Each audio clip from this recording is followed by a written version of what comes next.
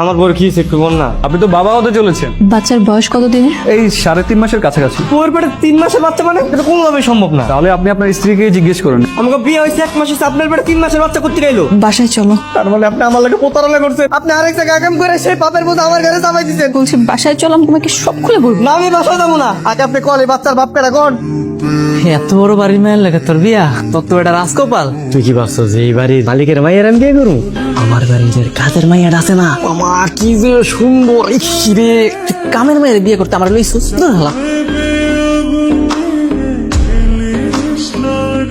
আপনিও বসেন। বিয়ের পাত্রী দাঁড়িয়ে থাকলে কেমন দেখা যায়? বিয়ের পাত্রে মানে? মামা বকুলের সাথে আমার বিয়ে দিবেন না? ওর সাথে কেন বিয়ে হতে যাবে? আমার বিয়ে কার লগে দিবেন? আমাদের সন্ধ্যার সাথে কই জাহান নামে শালা এমন মুহূর্তে কি অজ্ঞান হয়? অজ্ঞান ওরা টাইম পাস নাই। তুই বিয়েটা হয়েছি তো তারপর অজ্ঞান কি? গেছিলাম তুই বাড়ির কাজের মেয়ের বিয়ে করতে, কাজের মেয়ের পরিবর্তে যে মালিকের মেয়ের বিয়ে করে দিবে এটা তো আর বুঝতে পারিনি মামা। এত বড় লোড আমি সামলাইতে পারি নাই। আপনি যারে বিয়ে করতেছেন তারে করবেন, আরেকজনকে করা দরকার কি? তাই করতে আইলো। তাই নিয়ে আসিল। খালুরে পান আপনি ম্যাডাম নিয়ে বিয়ে করতে পারবেন না, আপনি আমারই বিয়ে করবেন। ম্যাডাম বিয়ে করবো না। এখনো আগে কি হয়েছে না হয়েছে সব ভুলা যাও তো। আর আজকে দেখে তুমি আমারে আর কয়ে রাখবা।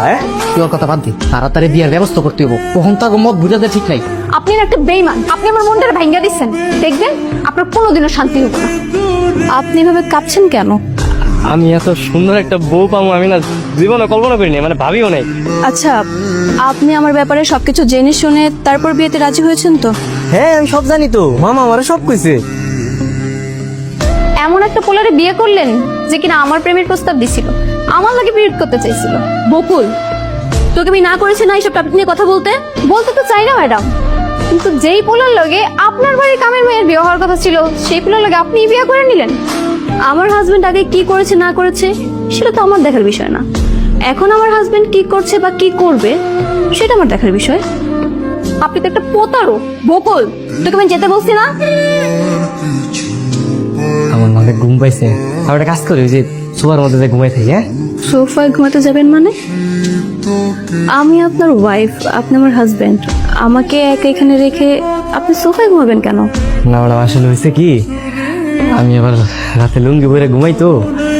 ম্যাডাম মানুষ আপনার সাথে লুঙ্গি পরে কেমন দেখাবে না? তার সমস্যা নেই, কিন্তু আপনার লুঙ্গি আবার সকালে গলায় মালা হয়ে যাবে না তো? হ্যাঁ ম্যাডাম কি কর, আমি শক্ত করে গিতে দেবো, সমস্যা নাই। ঠিক আছে, সমস্যা নেই, তাহলে আপনি এখানে ঘুমাতে পারেন। তা আপনি দিনের বেলা প্যান্ট পরতে পারেন তো? হ্যাঁ না, মানে আপনাকে কিন্তু আমার সাথে অফিসে যেতে হবে, ওইখানে কিন্তু লুঙ্গি পরা যাবে না, প্যান্ট